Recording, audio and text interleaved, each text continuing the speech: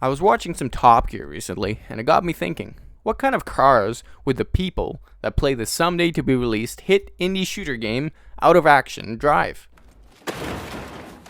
Well, here we are. This is the definitive guide to car ownership for degenerate, basement-dwelling FPS players like yours truly. Enjoy! You eat plain toast. You call the police when your neighbors play loud music, and you probably goon softcore. Your vehicle of choice is reliable, boring, and Japanese. You fucking weeb. Bison is the embodiment of basic. Now that doesn't mean you can't throw down, it just means you don't get any pussy.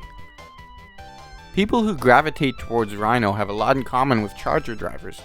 They're usually compensating for something, they can't aim worth a fuck, and they have trouble doing complicated maneuvers, like turning a corner. Get them going in a straight line though, and they'll almost be fast enough to escape the crushing disappointment of their parents. Almost. Maybe you saw them out in the wild and you thought they looked cool. Maybe you were a die-hard fan right from the start. Either way, at this point, you should be able to admit that you're fragile and prone to spontaneously combusting.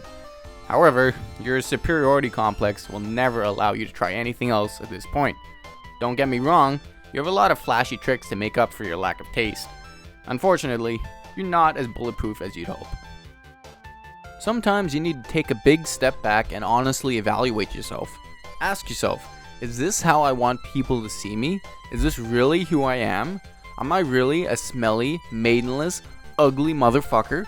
If the answer is yes, then the Hydra Shell and the PT Cruiser may be for you. Just like the Prius, the Ghost Shell has pros and cons.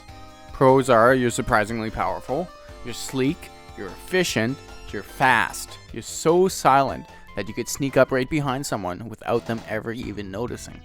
Cons are, everyone thinks you're gay.